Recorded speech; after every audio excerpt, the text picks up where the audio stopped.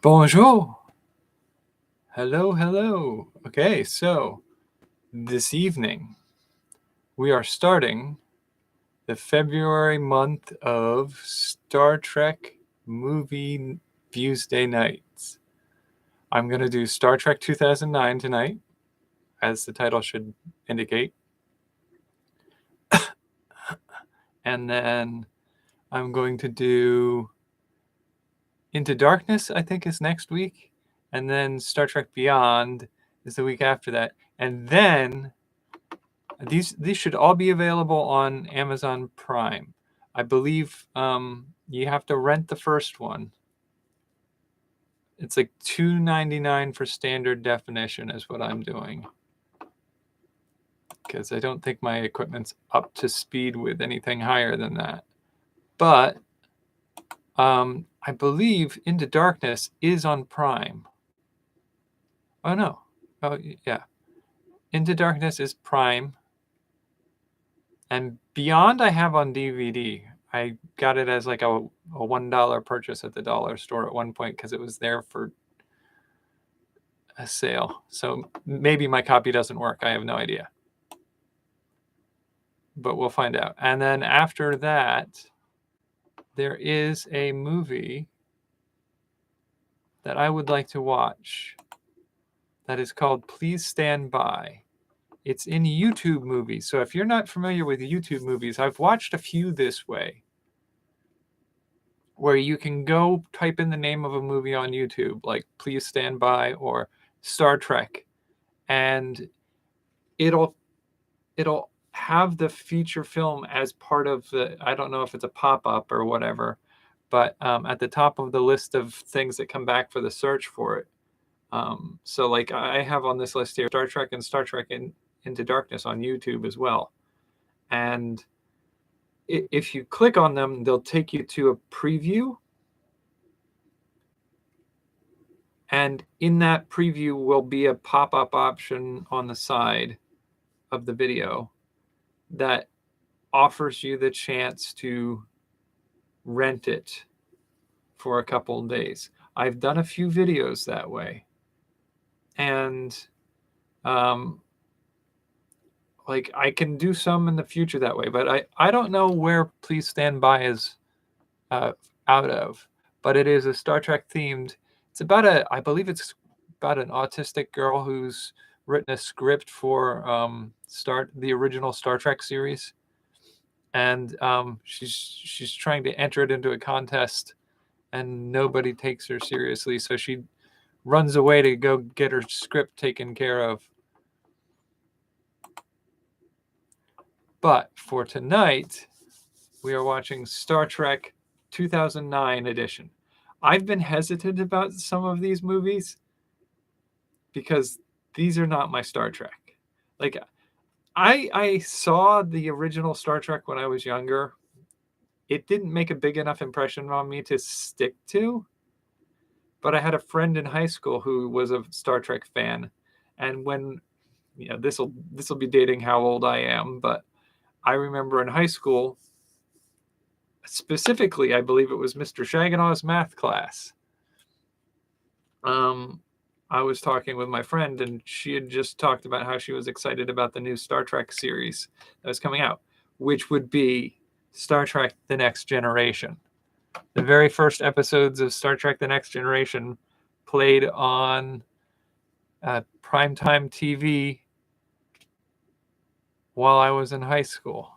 And so she was excited for that series to come out. I saw a fair amount of The Next Generation, and I would have said that that was my series, but I have to admit, for me, it's a little hard to say. Like, I would say overall, of all the Star Trek series, I'm a Deep Space Nine fan. Enterprise was good in pieces. Voyager had some ideas that I liked, but the series, I mean, I watched Voyager pretty religiously on a regular basis because it was the Star Trek series at the time. I think to a certain degree, same mentality went with Enterprise. But I dropped out of Enterprise about halfway through the second season, I think it was. I don't even know if I made it into the second season very far, but I didn't have the patience for it anymore, and it was like it was too meandering, and it didn't seem to have a sense. Like the thing we were sold on when they started it was the war with the temporal war or whatever. And I believe part of that came into play because they put this movie out that was a reboot of the timeline. And so they had the temporal war take place as an aspect of explaining how the timeline reset itself in the new direction. I have since heard that there's a couple of other Star Trek things. Like I know Orville is not Star Trek, but it's close to Star Trek. And then there's another Star Trek series that came out, and then there's an animated Star Trek series that came out, Below Deck or something like that. I believe the series that I'm most curious about is the one with the young woman as the lead, but she's not a captain. She's I don't know enough about it. I really don't know where they've gone with the Star Trek series. So there's probably a good chance that some of them will appeal to me more than my favorite Deep Space Nine. But I gotta say, Deep Space Nine was my jam. Like I like a little bit of futuristic optimism, but I also like the fact that Deep Space Nine kept it real. There's crap going on in the world, and the Federation is the Federation. Starfleet is a Starfleet. It's a military organization. It's the military branch of the Federation. And they get into the mix of what's going on in the world in that mindset. So they deal with conflict and intrigue and war and the mental toll those things play on people. I like Deep Space Nine. So I'm kind of curious to see what they're doing with the Star Trek movies here. The first one here, Star Trek, I got to admit, like when I first started putting out ads for it, I was like, this just seems like a lot of flash and bang. This is like a summer action flick, not Star Trek. But I haven't seen it, so I don't get to say that. That's not fair for me to make that judgment call yet. I've got to see it before I can critique it. But I think the other part of it was the Star Trek Into Darkness. I don't know that they have a whole lot of draw for me, but the Star Trek Beyond looked really interesting to me because it looked like it was pushing the edge of telling a new story, which I don't know that the rest of this is doing. I feel like Star Trek, well, this is my judgment before we watch it. We'll see how right I am. I feel like Star Trek 2009 is just a retelling of original Star Trek with a little less of the thought-provoking philosophy and exploration elements and a more explosions and action sequences for a summer movie hit. And that's my expectation here. Maybe I'll be pleasantly surprised. We shall see as we go into it. But that's a lot of preamble here, and I'm usually one that doesn't care for somebody rambling for 10 minutes before they start a movie. So, with that out of the way, this is a watch along. I should have probably prefaced the whole shebang with this beforehand. That means you have to have your own copy to watch along with me. I will give you the 3, 2, 1, go, and we should be going on a synchronized launch. I will give you a slight audio cue when we start up by pulling my headphone jack out. I'll plug it right back in for copyright reasons. I cannot have any audio or video linked into this while I'm watching this movie. I'm not much of a talker during movies, so this might be boring for some people. But at the end, I will give some of my thoughts and feelings. And I may, in the future, do some edit downs and bring this back up as a follow-up.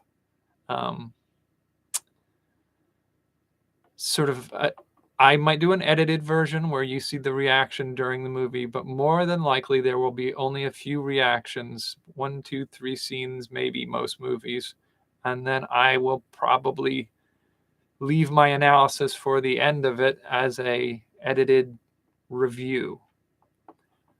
But with that out of the way, until I get all that stuff figured out, let's give it a 3, 2, 1, go to Star Trek 2009. Oh, come on. It's freezing on me. You got to be kidding me. There we go.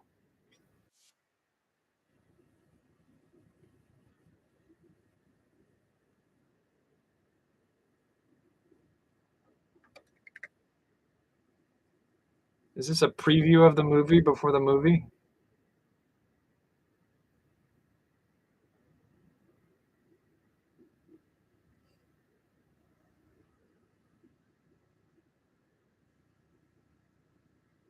Yeah, why are we watching a preview? Show me the movie.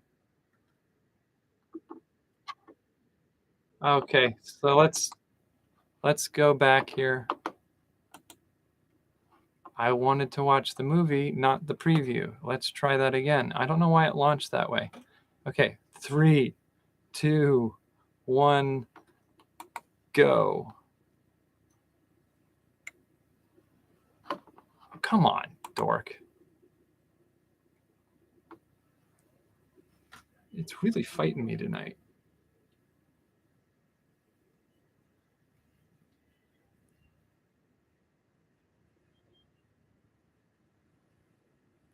Oh, hopefully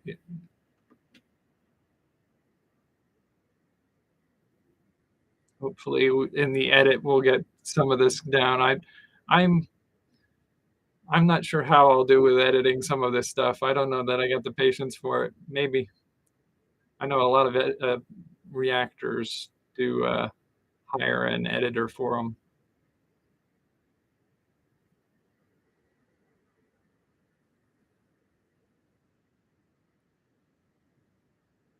Bad robot.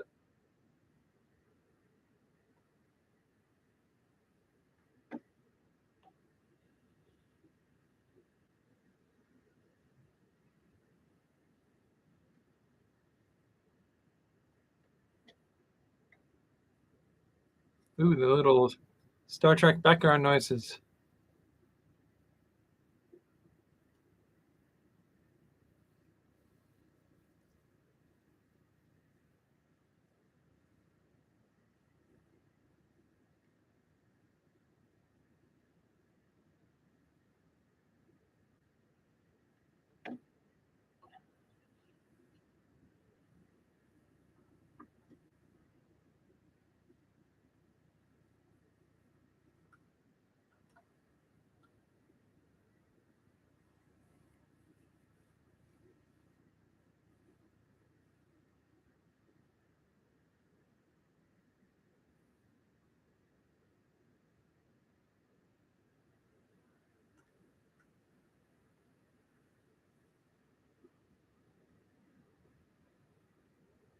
Um,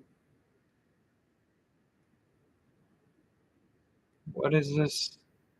This isn't Voyager. If this is just a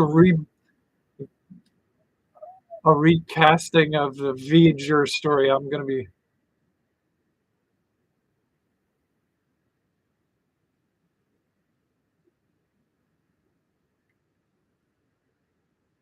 That's a Hemsworth, right?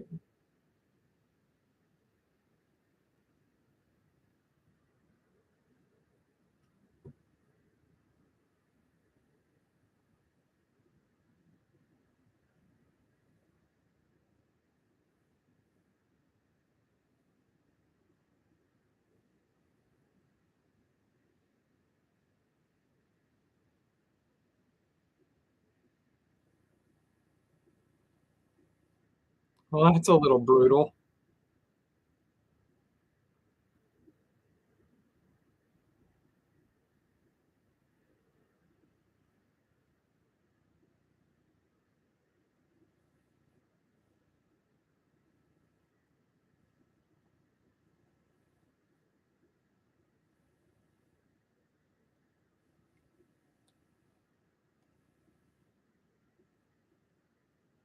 Oh, okay. It's not V'ger, I don't think.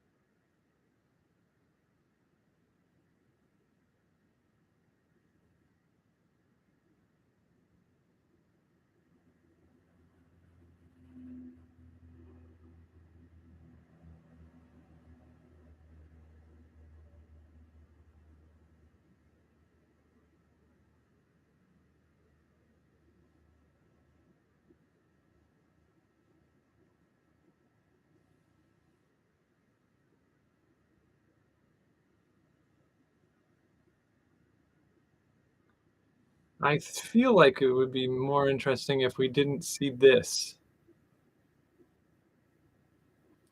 Like this, if this was to be uncovered as the story went on.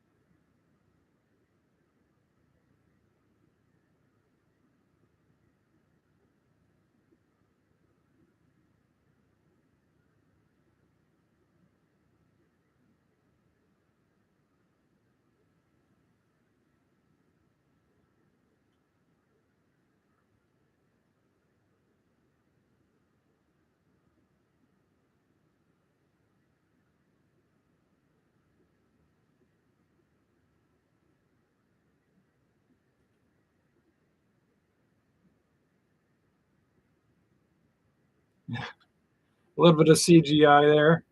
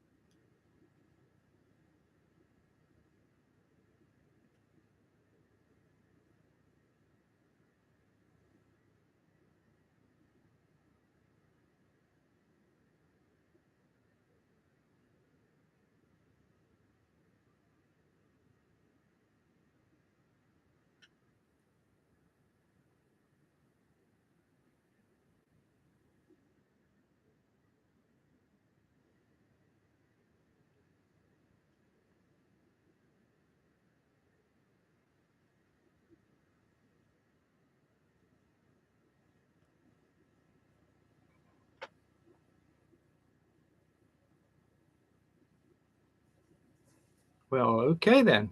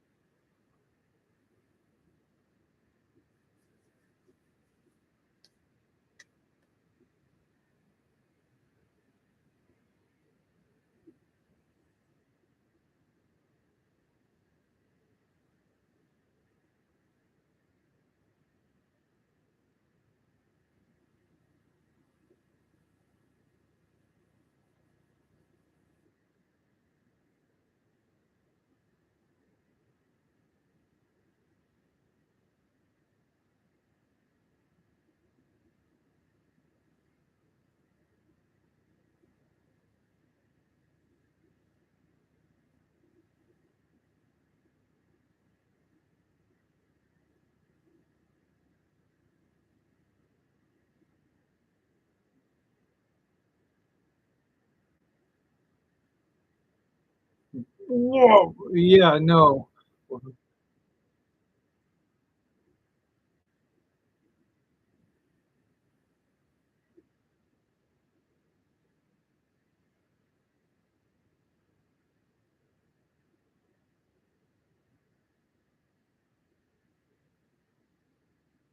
Might want to put your eyes back on the road.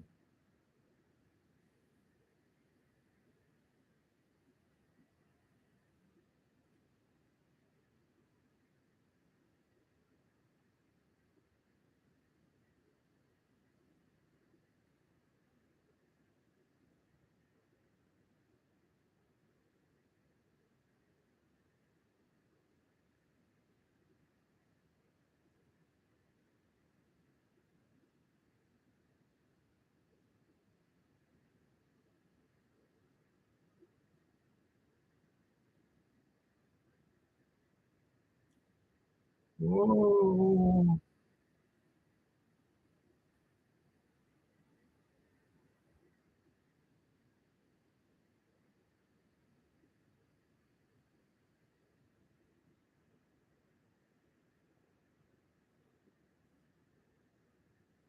Ooh. I'd say that's more than a scratch.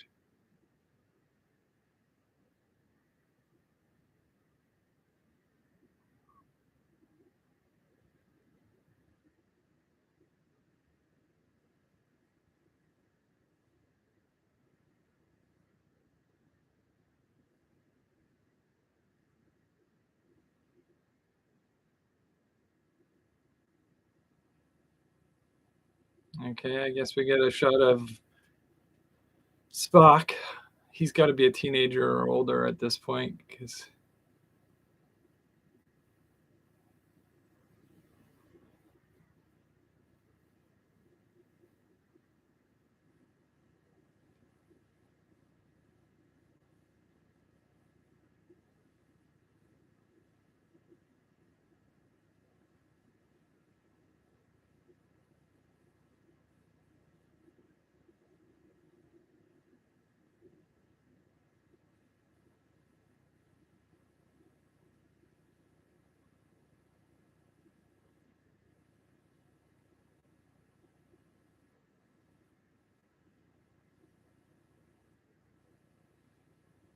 this seems counter to what we'd expect.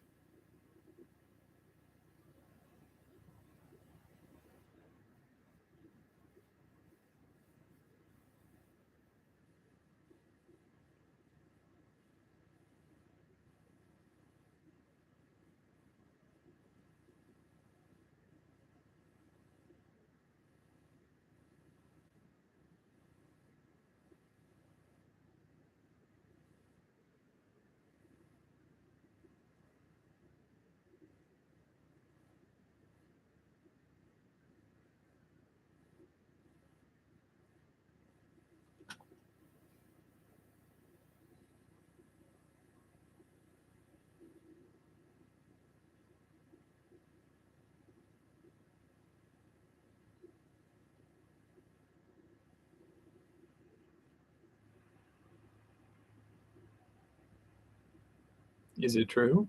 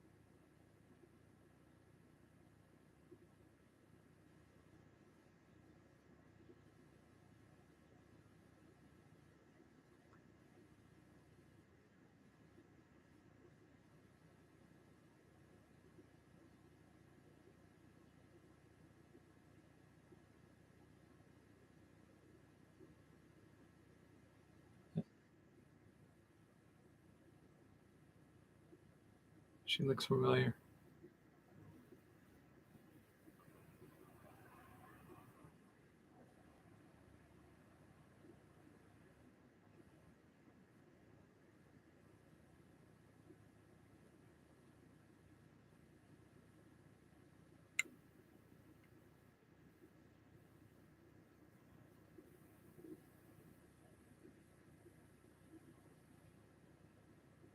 Is that like a Winona Ryder aged up in VR?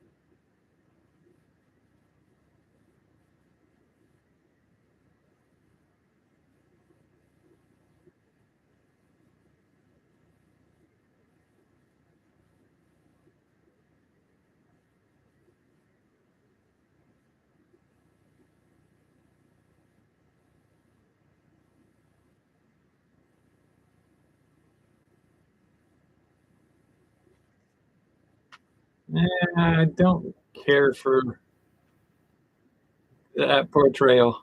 Like maybe I'm just old school Star Trek. They're leaning a little too much into the idea that he's not controlled.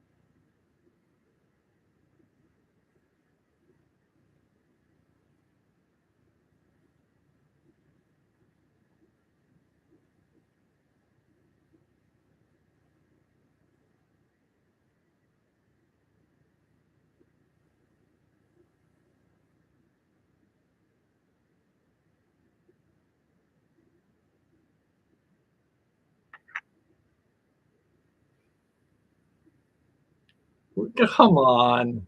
That was completely unnecessary.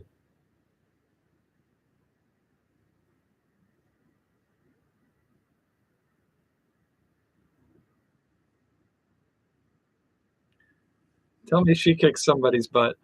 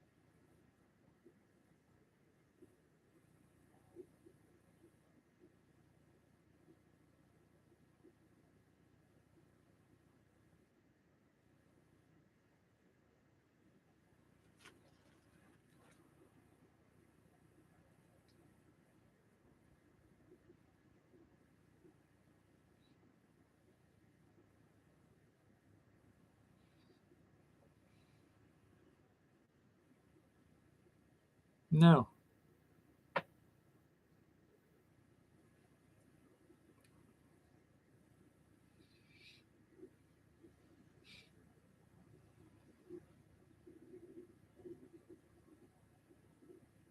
He looks like a pizza cutter.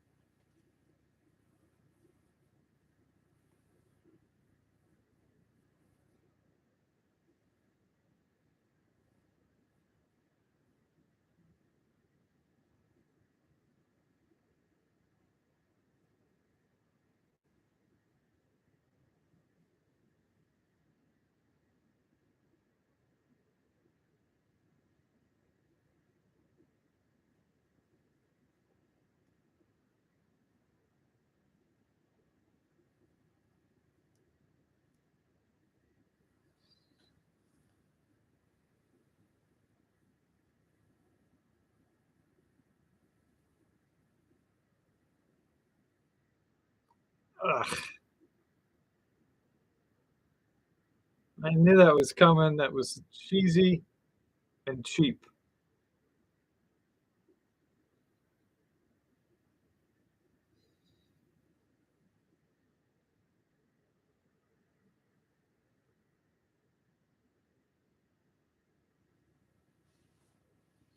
3 years later, huh?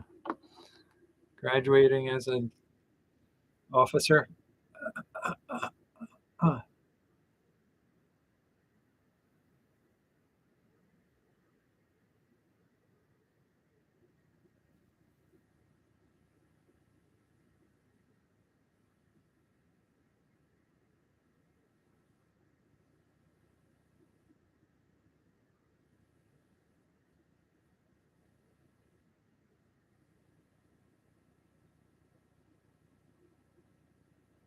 'I take it we're to assume that was conducted in Romulan?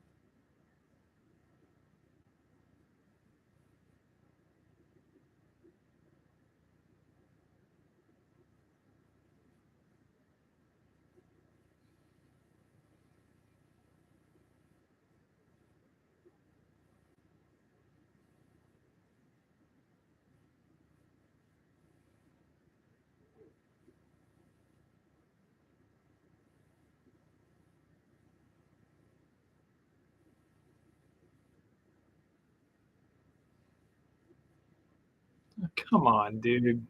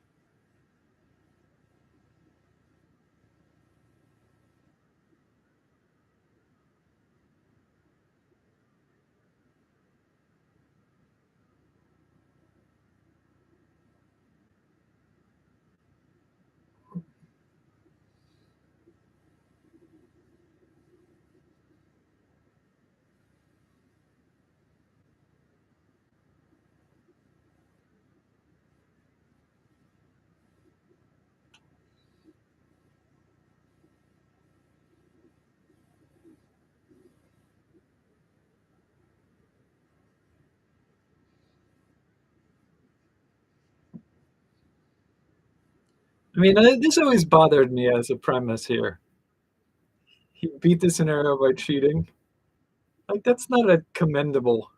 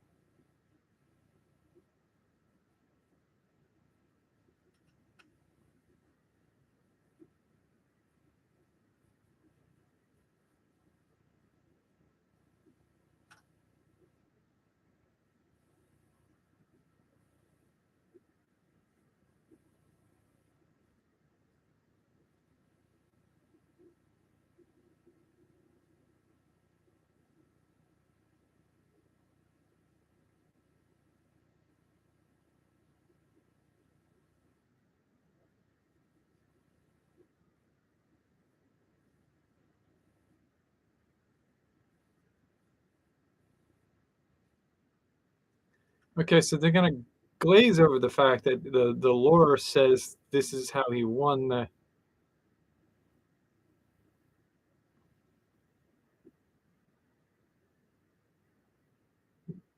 He doesn't have to. Okay, I don't know what they're going for at this point.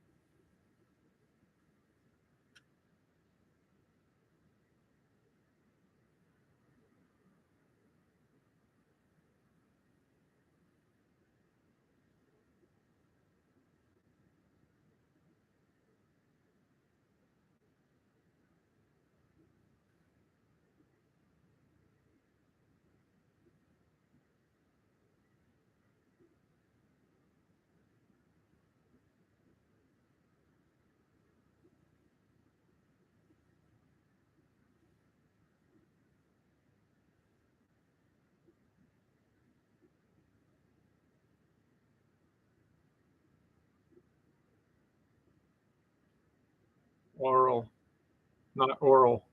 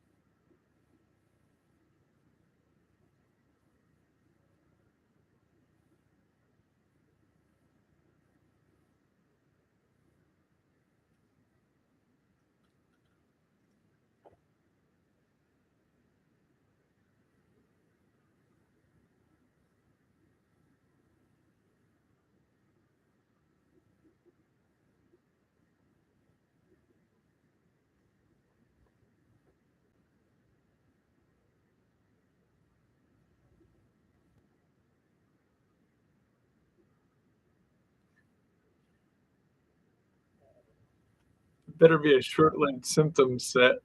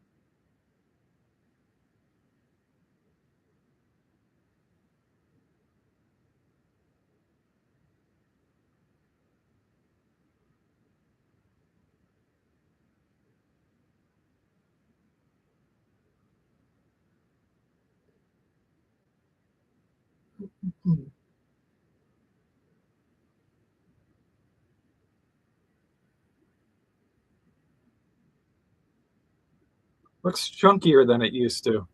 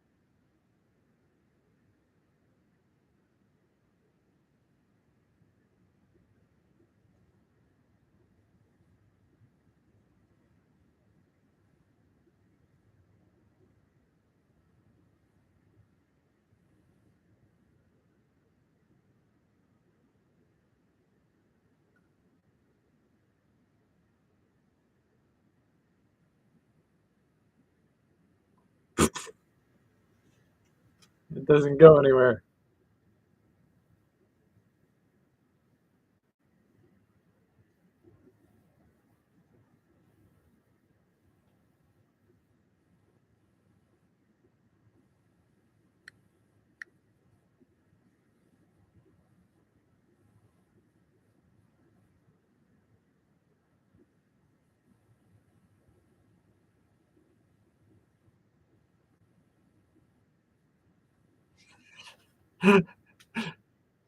Oh, Sulu, you poor bastard.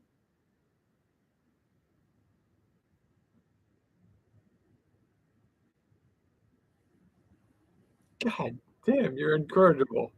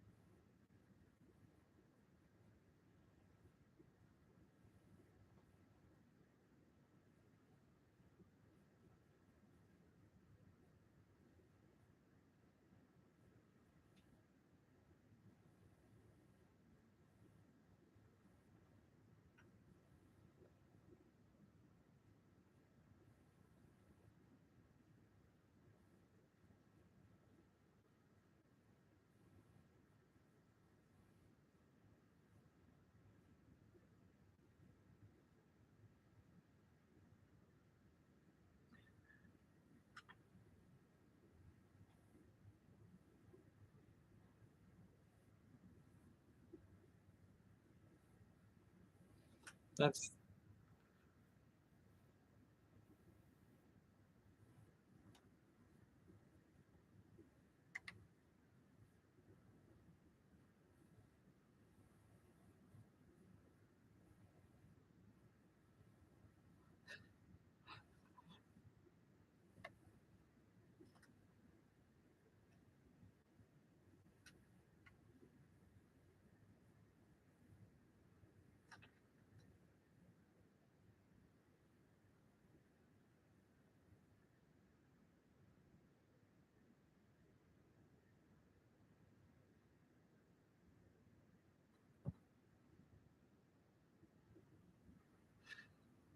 stop stabbing me with those.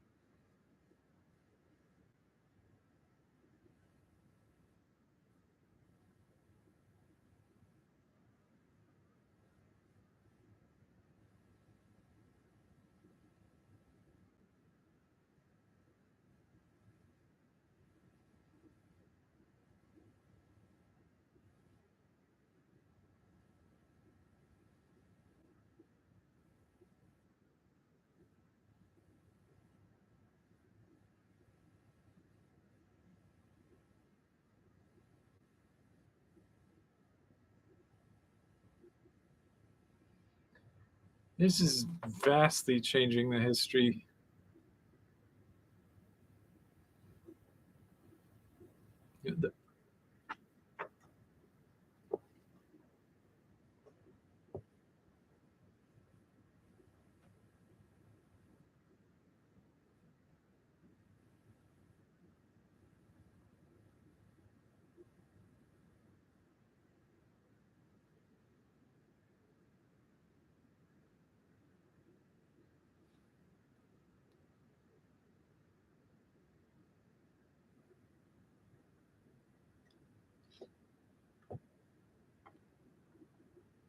I'm tempted to see how much time is left in this movie, but this shit doesn't make any sense.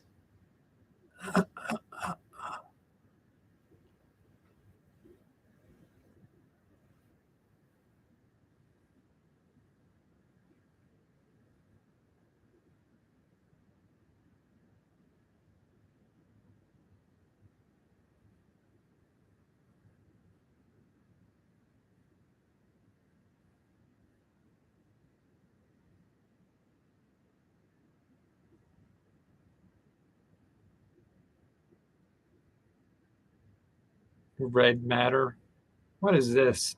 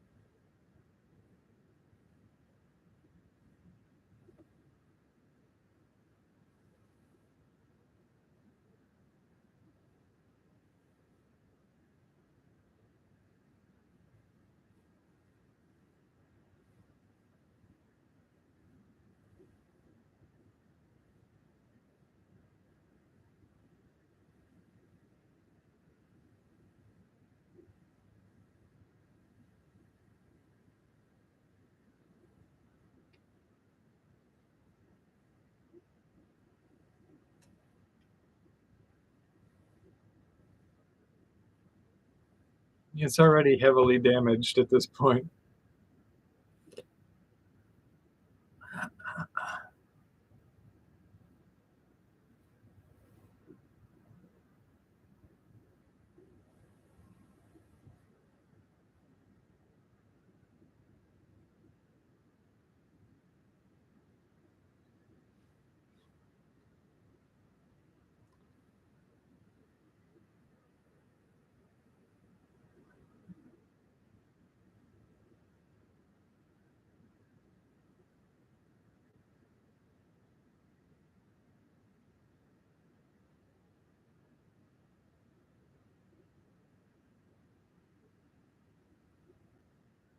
He's wearing red. I just that just clicked. This doesn't feel this feels weird.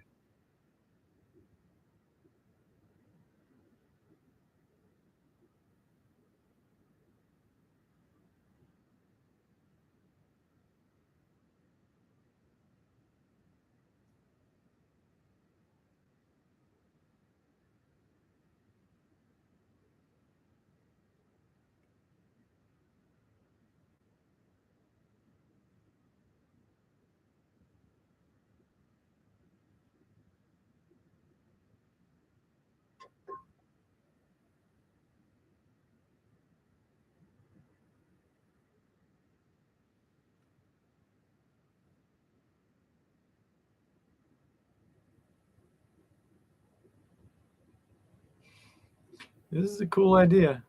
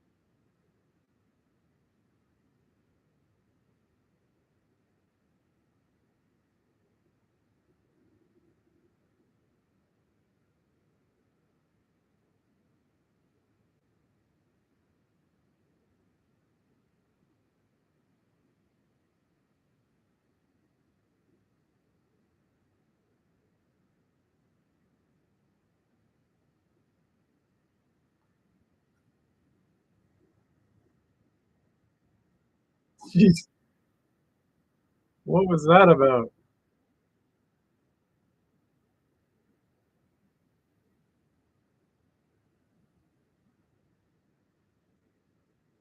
I got tense.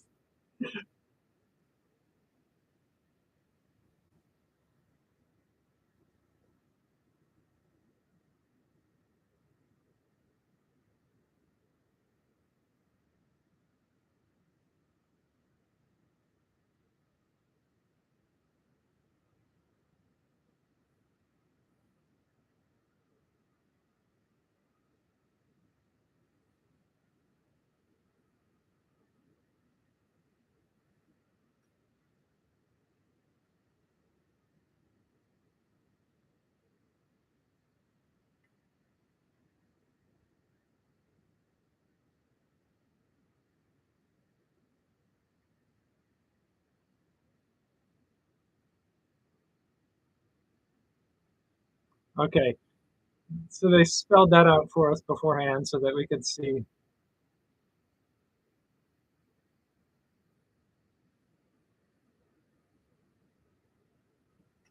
the fold out sword.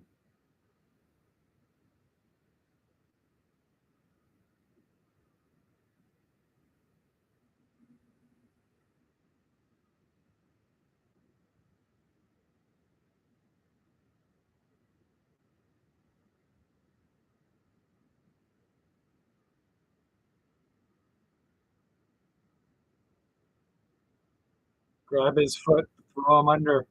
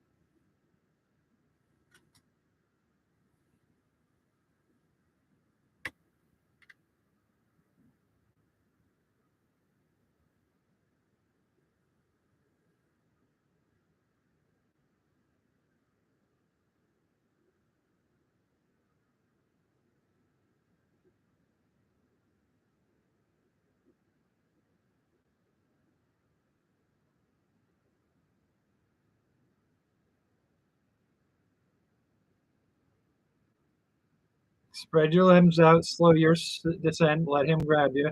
He's got to shoot.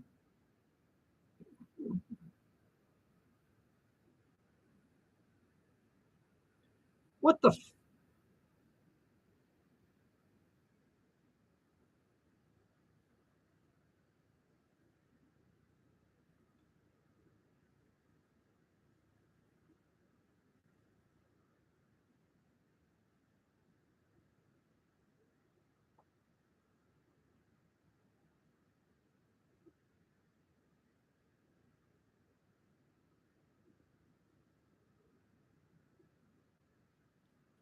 Chekhov?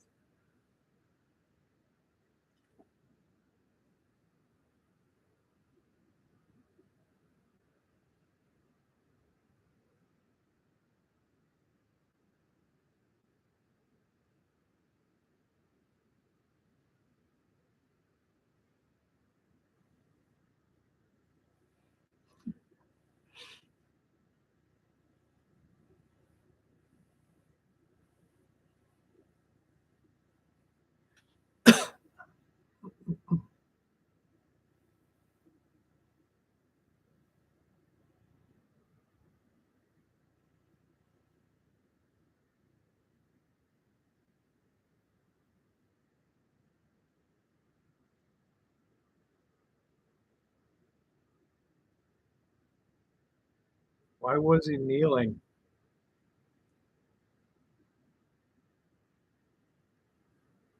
Oh, this rock formation out in California somewhere, I believe, right?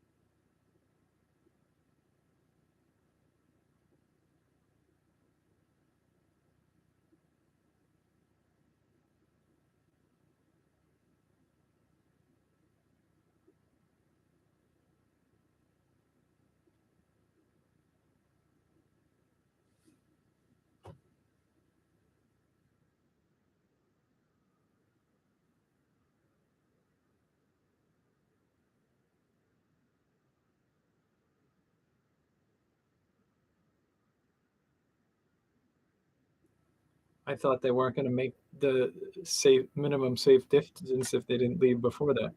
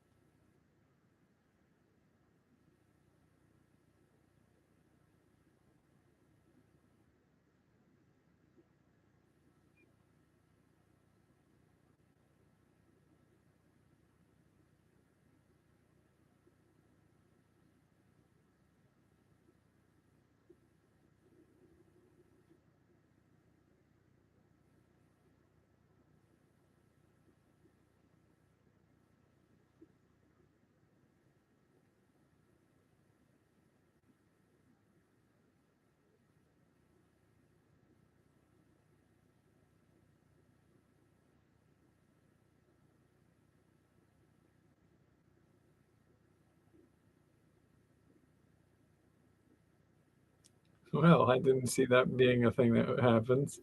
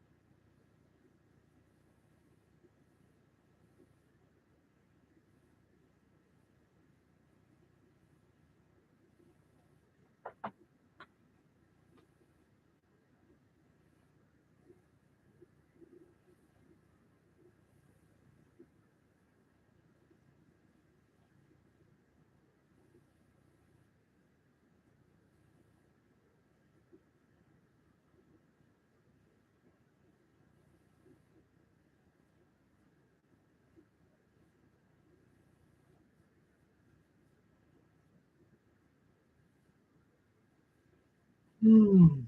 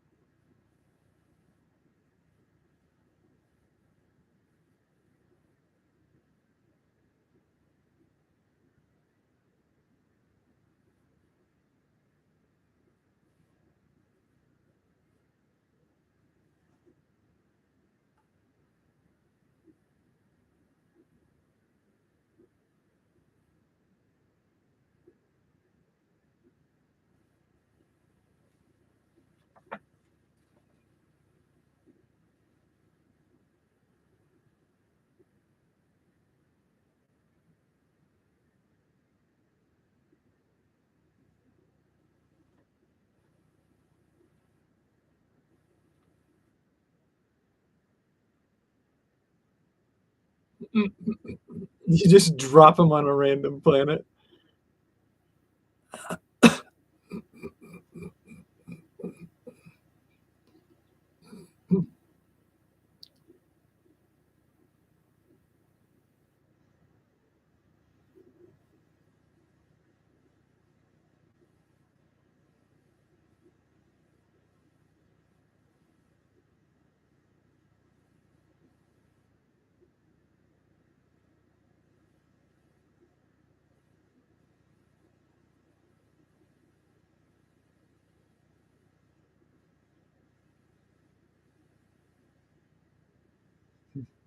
This isn't the place where Captain Kirk went into prison, is he?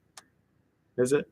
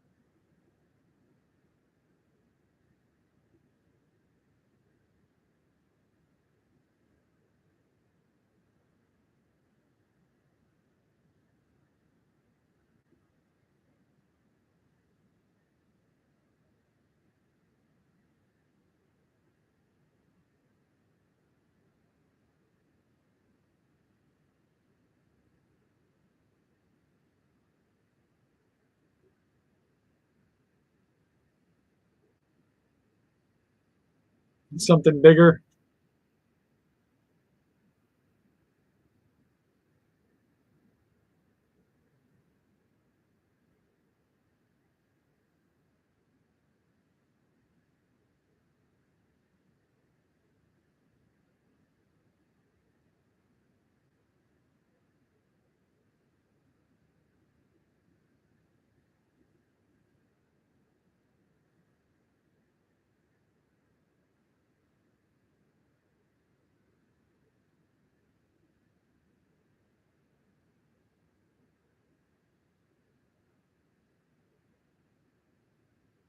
When you run into its nest?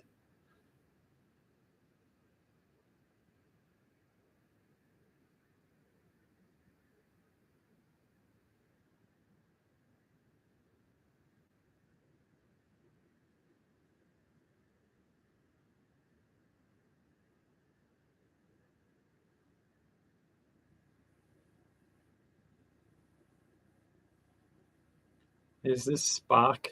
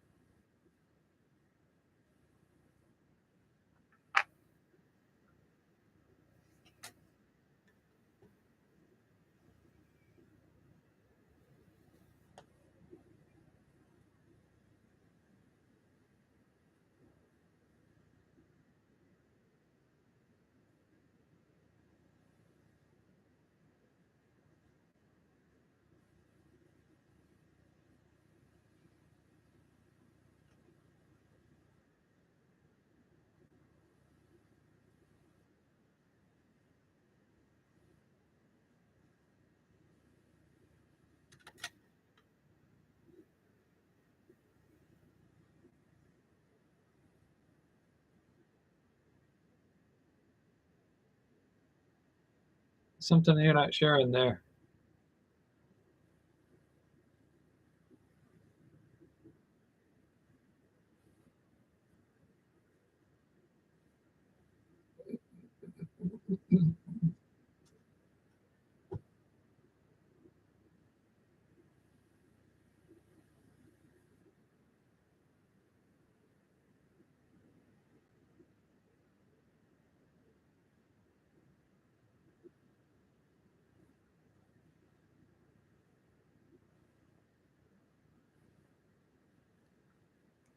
You there's a lie in there somewhere.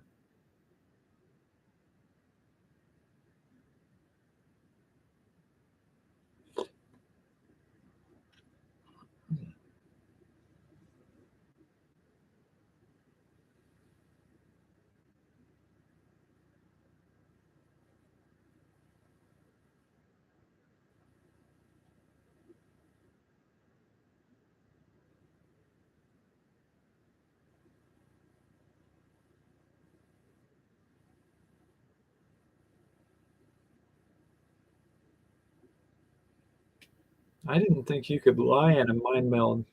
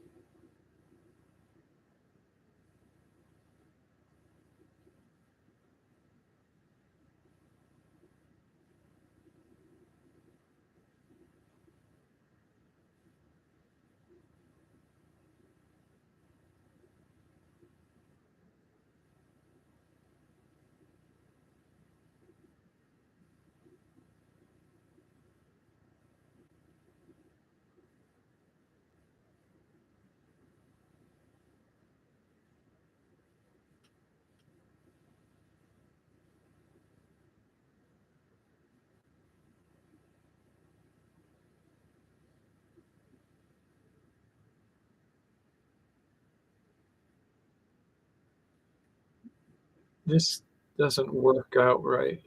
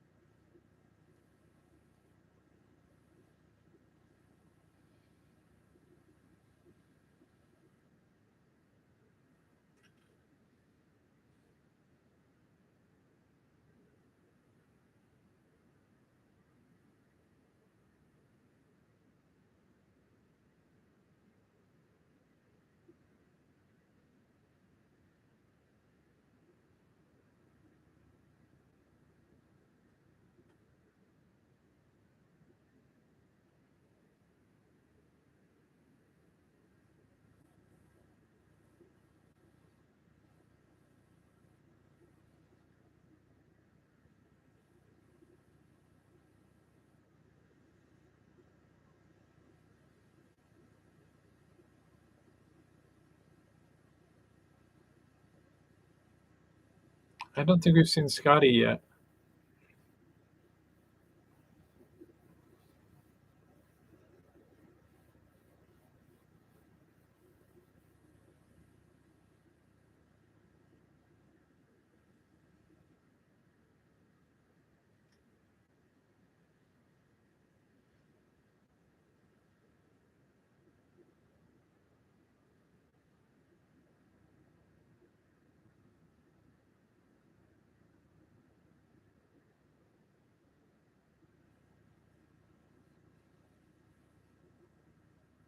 Come on.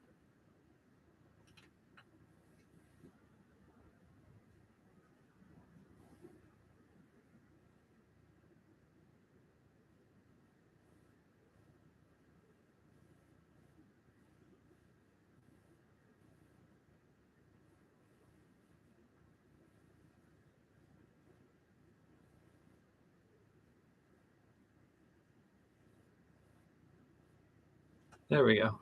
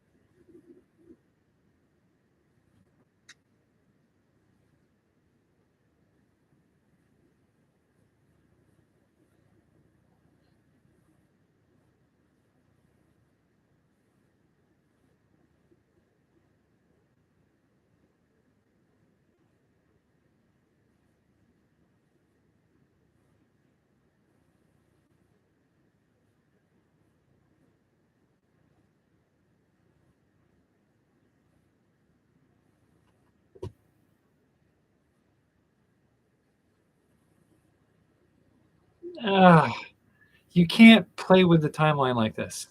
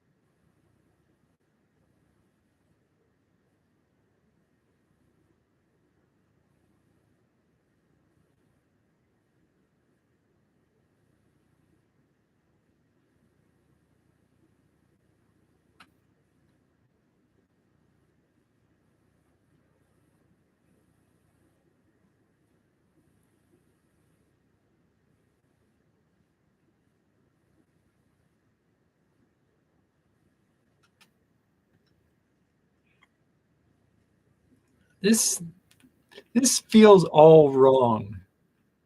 If this is the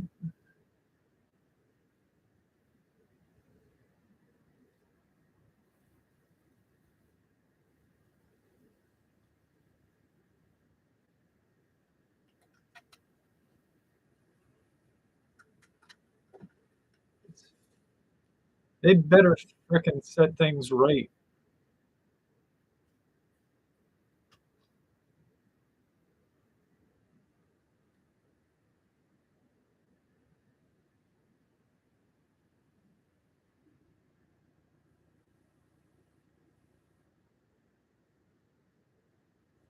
This is all wrong. This just doesn't feel right.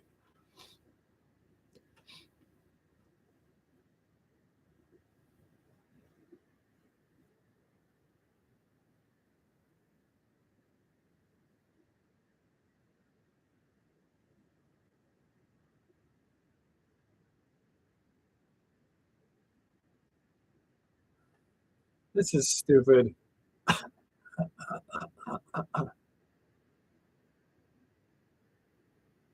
Like, I can hold my breath for about 3 minutes, but that's pushing it.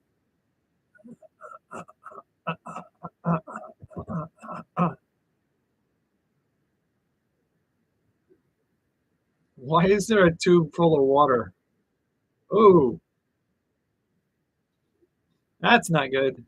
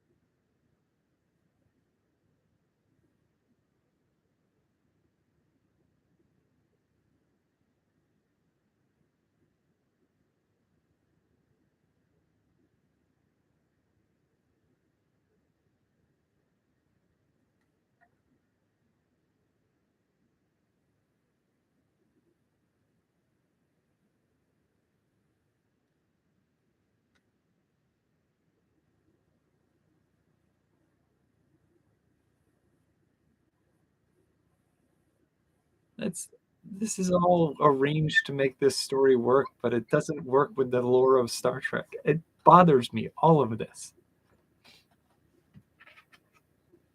This feels wrong.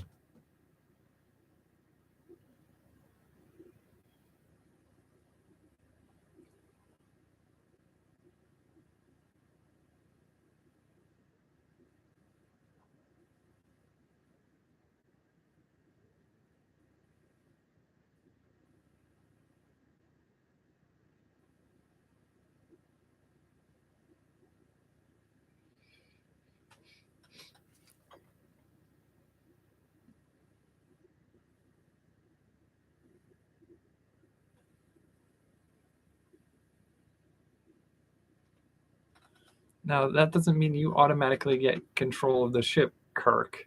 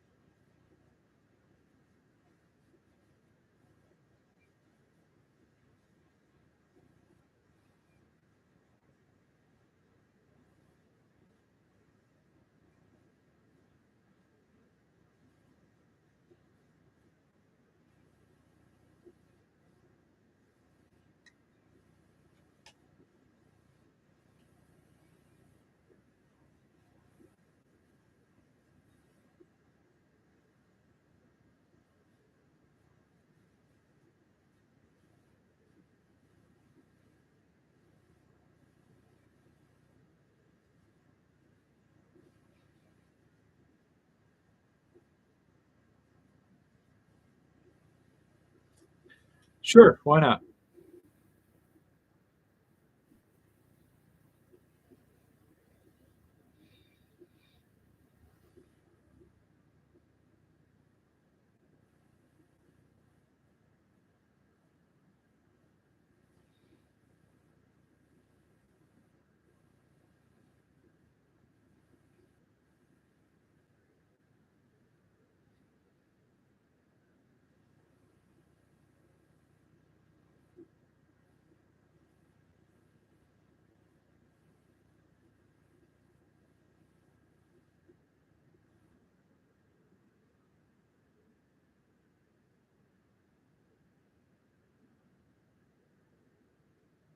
Are they already at Earth?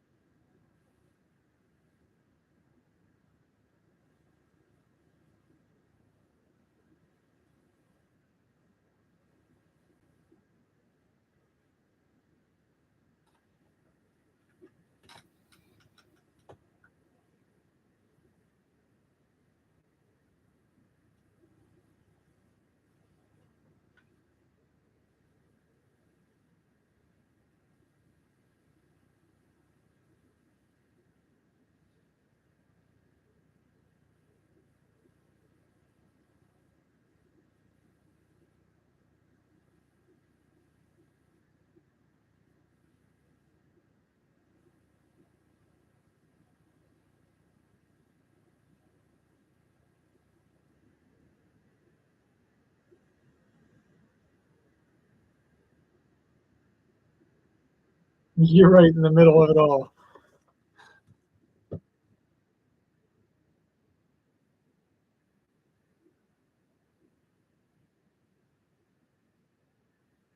Jesus.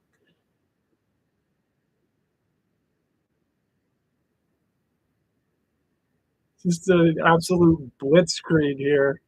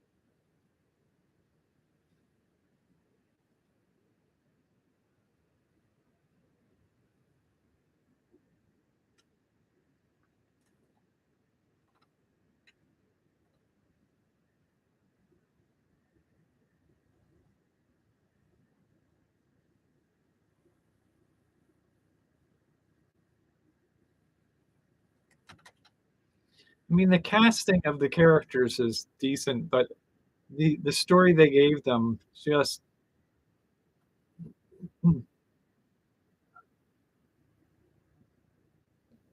like Pike was the captain of the pilot series.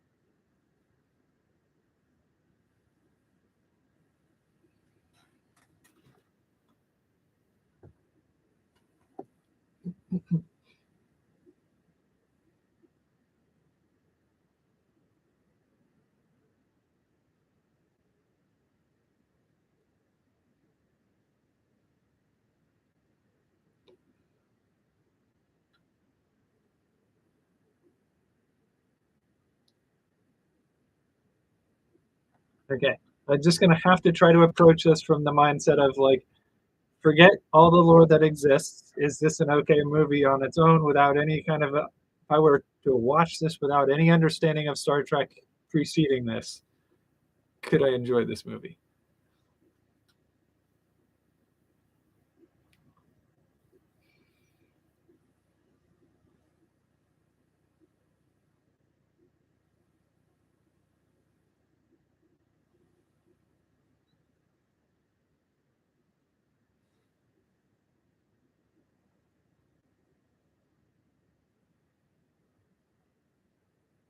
Ow!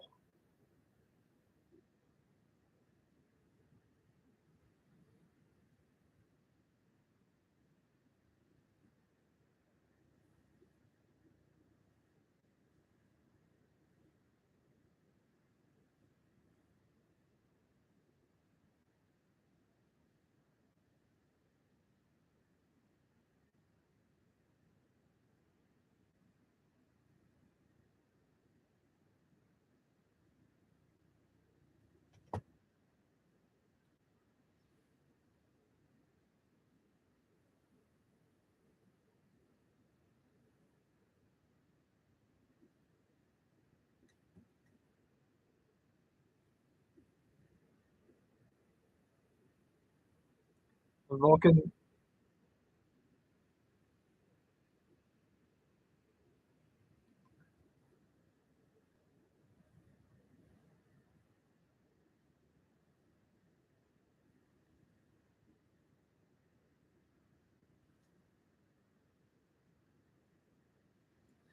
Vulcan science vessel with weapons.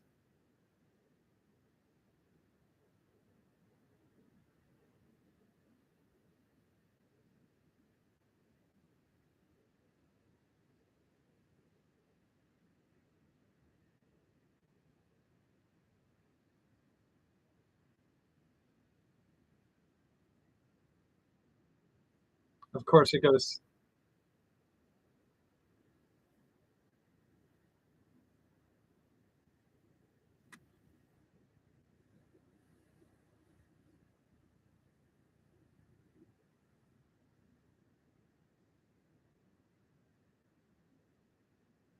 I don't know that this character strikes me as a worthy adversary or villain.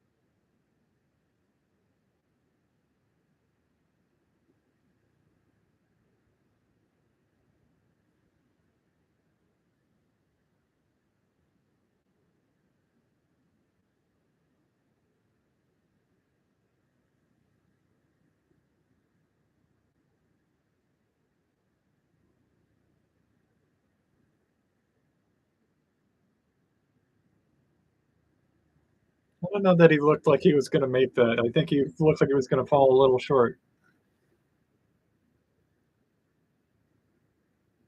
Yeah,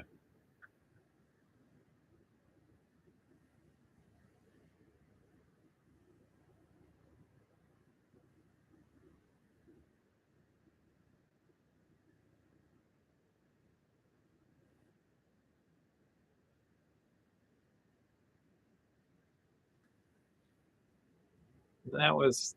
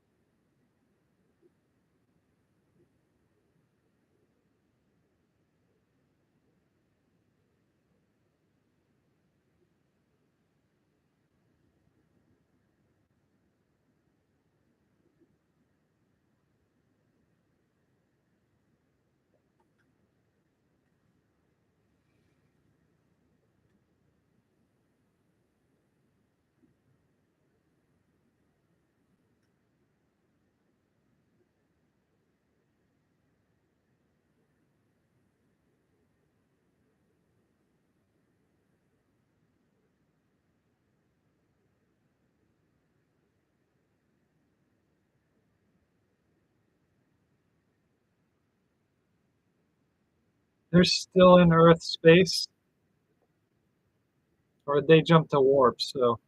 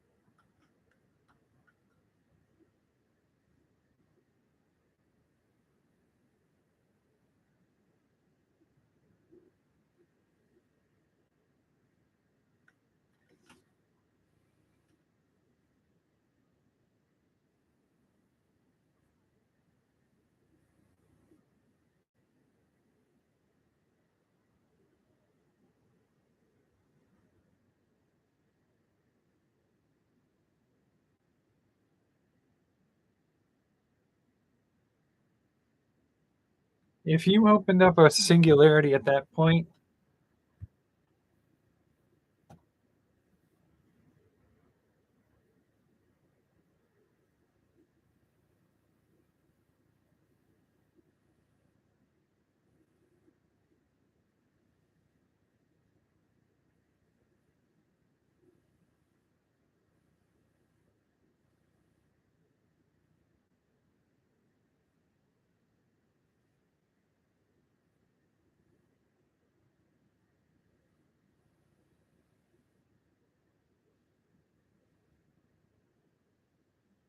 why? Just escape. You're being absorbed into a singularity.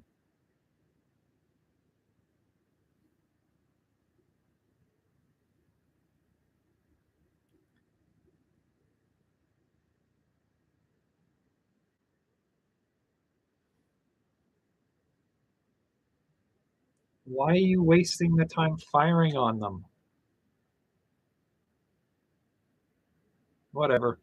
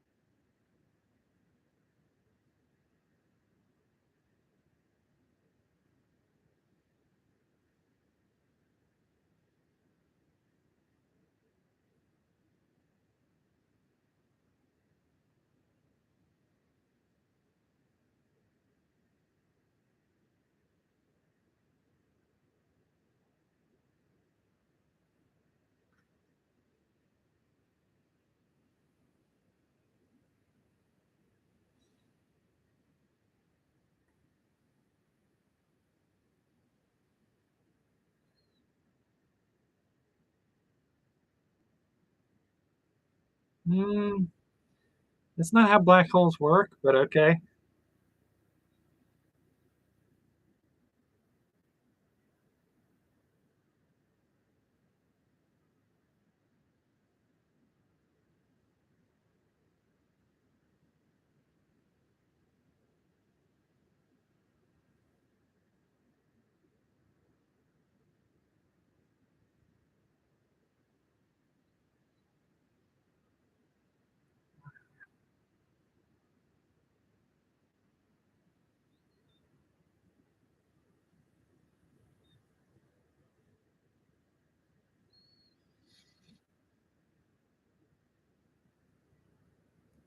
Mm,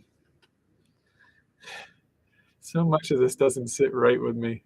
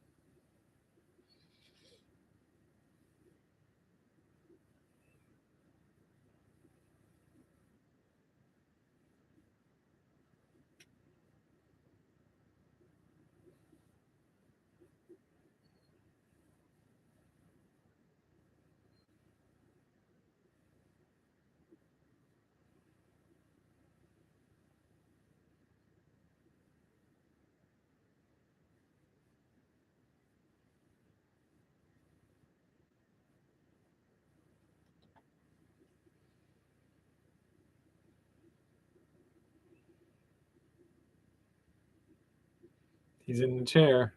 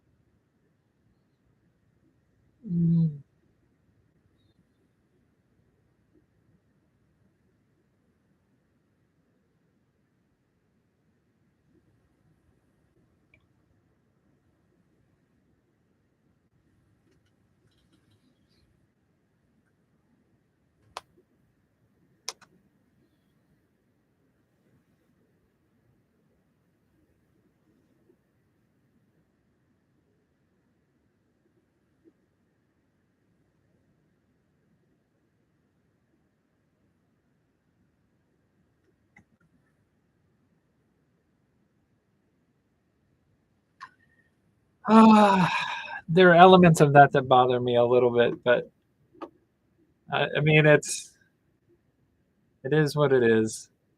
It's a reboot of Star Trek.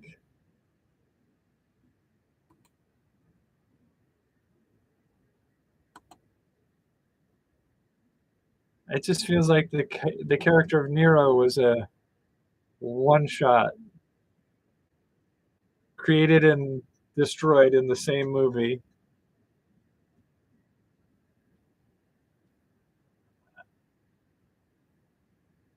Okay, first of all, you could have used the whole dilithium core ejection versus a black hole singularity in a different way. You could Here's my thought, like, it's a warp core. It forms a warp bubble around a ship.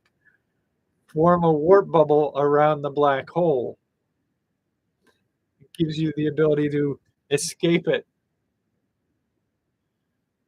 or a warp bubble around the black hole would move the black hole. Maybe pseudoscience, but you just like having an explosion on the event horizon of a black hole isn't going to necessarily provide the thrust to get away from it. And is there a black hole that's existing in space around Earth now? Like, or did they jump to a different system where that happened? If they jump to a different system, they've created a supermassive black hole in another location. Or is it only a temporary hole? They don't explain that. What is red matter? Something they created just for this movie, doesn't exist anywhere else as far as I know. Ah. And the inconsistencies between Nero's story of what happened and Spock's story, it felt kind of sinister, almost like Spock was lying to us. It felt sort of like Spock was making crap up. That, like, why? It's just, it seemed like they made a huge, big thing of Romulus being potentially destroyed by a supernova, and then it just like he was going to go stop it, and then the unthinkable happened. This supernova destroyed Romulus. Like,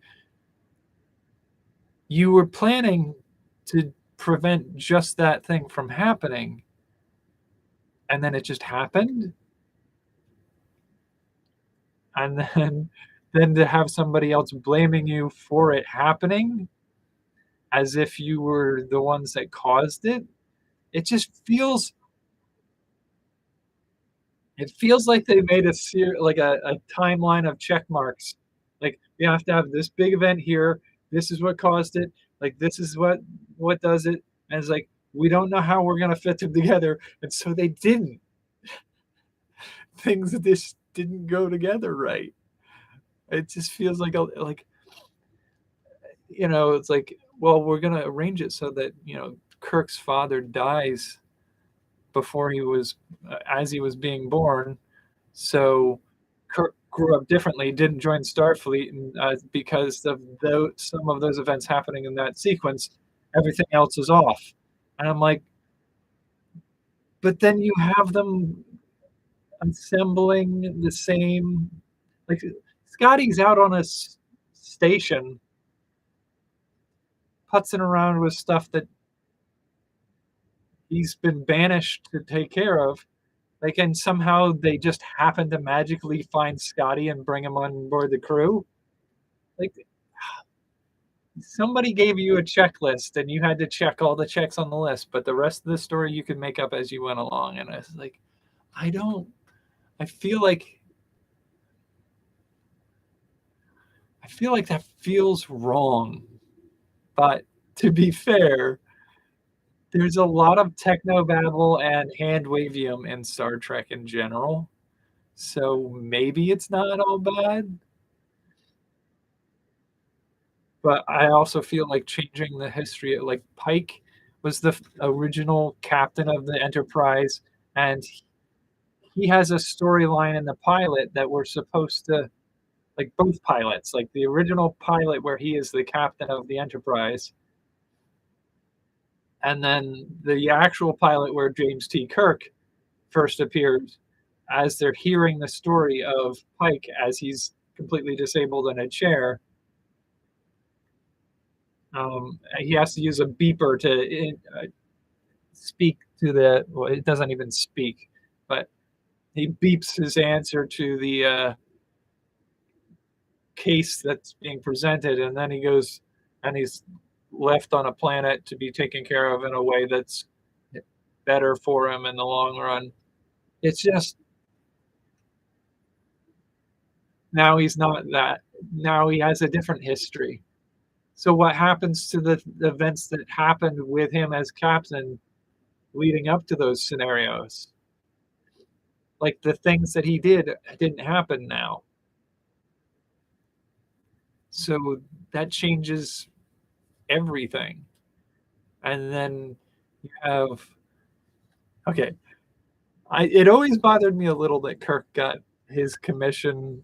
Well, he didn't get his commission. He cheated on his exam, and because of that cheating, he passed it. And they always touted it as a achievement to work out how to beat the system. And that always bothered me a little bit, but they didn't fix that. Like in this story, he didn't join Starfleet when he was supposed to, and somehow they still magically handed Starfleet to him. And then on top of magically handing Starfleet to him, they still had him do the same thing, despite that his entire upbringing was completely different. His entire history, life story, like he shouldn't have even been in the same place. Like if his father and mother were living happily together for all his life in the original timeline, then he grows up in Idaho or wherever he was, Iowa. I can't remember specifics. But with his father dead, there's no indication that the same course should be the same. He shouldn't have met Bones. He should have been at a different location. Like there's no reason or rhyme for things to have continued to work out in certain things in the same way that allow the same check boxes to be checked while the rest of the story differs. And then we're just going to completely alter the fact that we're basically wiping out all the Vulcan population. Like that's not going to change the course of events going forward. Like that changes everything. And I can kind of get the idea that like you want to reboot the whole universe and start over from a nothing's certain anymore frame of reference, but like none of that makes sense. Like I guess I got to see where they go with it next, but I just like I understand that the next movie, my understanding is the next movie contains Khan. Why would it contain Khan? Like the original, like the original Khan, and maybe they'll explain this in the next one. The original Khan was a eugenics experiment before Kirk was even born. So before Nero changed anything in the timeline. But he was found and interacted with Captain Kirk when he was captain of the Enterprise. Maybe that's where they're going with it next. The storyline of the episode that had Kirk find Khan and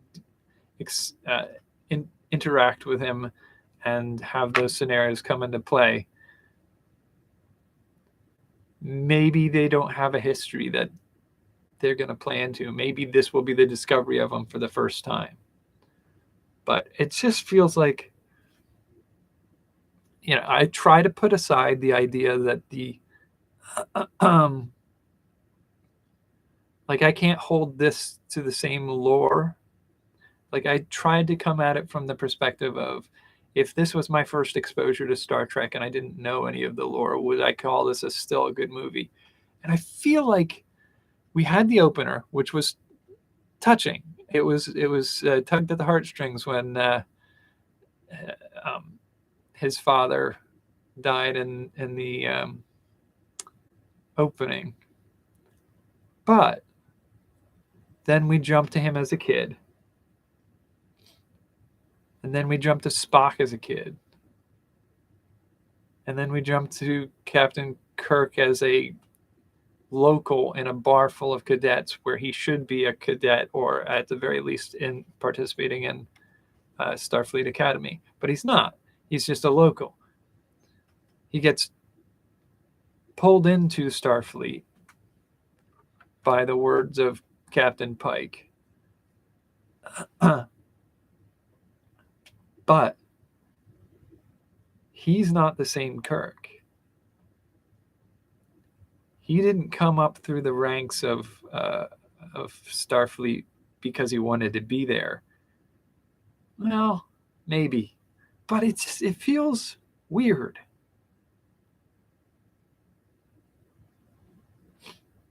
Like, Scotty wouldn't be Scotty if the circumstances of his existence weren't the same. And he wouldn't be the same because, I mean, when you look at most of the crew, most of them are the same age or younger as James T. Kirk. So if they're the same age, the circumstances of the loss of the ship that his father was on would have changed the course of Starfleet, would have changed the course of who's in command, changed the course of the decisions made at certain key events between those two time periods. I mean, it's 20 some odd years of time difference between his birth, Captain Kirk's birth, and the attack on Vulcan. So, like, Chekhov's life, Sulu's life, Scotty's life, Bones' life, all would be different all throughout those points. And many of those differences would change the fact of them being present to be available to become the crew of the Enterprise. Like, why isn't Bones serving on a different ship? Like, it just feels like they were, like, if you were gonna change everything completely, then change everything completely. I mean, you could stick with the idea of having Spock and Captain Kirk as your two leads in that. Have Simon Pegg play a different engineer, or have him fill the role of Chekhov. Have Chekhov's role taken by somebody else. Just change it. If you're gonna change it, change it. And aside from that, I like I said, Nero as a one and done, like, introduced and destroyed in this same episode, in this same movie. Have the scenario so weakly engineered, and then have the whole conflict of the movie explained as a mind meld lore dump. Like, you're lore dumping a whole new set of lore for a universe that doesn't exist anymore because it was obliterated. And you're lore dumping an entire new world origin.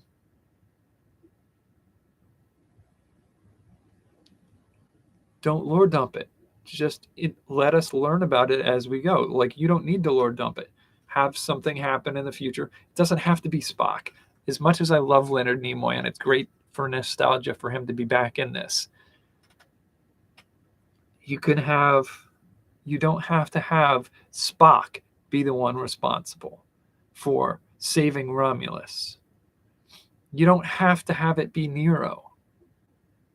You don't have to have it be the Romulans who get caught in. Like, there's literally no tie to the entire Star Trek universe that needs to be involved. Literally, you could have made this an entirely new alien species. It didn't have to be Romulans. It didn't have to be an interaction with Spock. It could be, for whatever reason, that they blame the Federation for it. You didn't have to wipe out the Vulcan population of the planet Vulcan. You could just as easily have made it there after the Andorians, and Andorians are part of the Federation. It might have even been more interesting to have the Andorians because, as far as I remember, at this point in Federation history, I don't think the Andorians had joined the Federation yet, had they? You could do the Tholians. You could do anybody who would eventually be part of the Federation. You could do Bajorans. Like, you could do some unnamed species that we don't know but have always been part of the Federation in the background. You could literally have done anything. All you needed was a timeline reset. The methodology for that was somebody using equipment that was created by another member of the Federation population of science and engineering. Create a wormhole that would bypass a supernova that destroys a planet that's not Romulus, and you don't have a Nero. It feels like none of it had to be what it was. And that's, to a certain degree, that's fine. Like, they made the choices to have them be that. But if none of them had to be those things, then why did they choose those choices? Like, they forced it to be these things because it was relevant to making certain things happen in a certain way. But those things didn't have to happen that way. Like, I think what I'm trying to say is you could still have a threat from the future come and attack the Federation ship that results in James T. Kirk's father sacrificing himself to save the rest of the people on the ship. You could absolutely have that happen, and you can have certain things happen that don't change his course in the future, where he doesn't become a rebellious kid and avoid Starfleet. And you could have him join Starfleet and have him interact with Bones at Starfleet. You could keep the main course of his life relatively the same and use the idea that the change that happened in the beginning changed just enough that you can't take for granted that you know how things are going to work out. But the story of how the crew gets together and meets can be the same. But I think they also, part of the reason why they went the way they went was because they started before they should have started. Like, they started with his birth, then they jumped to him as a kid. The whole movie felt like it was rushing to cover, like, how do we get him to be a captain as fast as possible? And that shouldn't be how it works. Like, you can still have everything else be the same, but the minute changes that are made in the background are butterfly effect, set certain things up to be different going forward. And I don't know what the point of eliminating the planet Vulcan is. Like, why was that needed? Because it sure wasn't needed for the villain to be a dangerous threat. Like, this feels like at Grand Moff Tarkin destroying the planet Alderaan. That's what this feels like. It doesn't need to be that way. And let me put it as bluntly as possible. The villain of Nero is no Tarkin, is no Vader, is no Emperor. He's a miner. He's a guy mining asteroids who's pissed off because his wife and child are dead. And so he's going to seek revenge in a mining vessel of 129 years advancement on current technology. And yet it's so powerful that the Federation flagship can't beat it. Like, where is this coming from? This feels shoddy. I think I'm going a little bonkers about this. I will see the next one next week. We will see where they're going with this.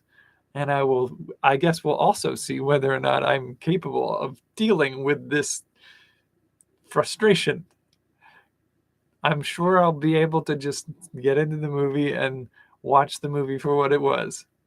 But then at the end of it, like this, I will have some things to say. Because, there's just, why would you write it this way? This feels like a mistake. There's so many other directions you could have gone with this. Who did this? Whose movie is this? I gotta look this up. J.J. Abrams. Why am I not surprised? All right, cool. So the same guy who screwed up the Star Wars sequels. All right, I will see you for the next one next week. Until then, live long and prosper, I guess.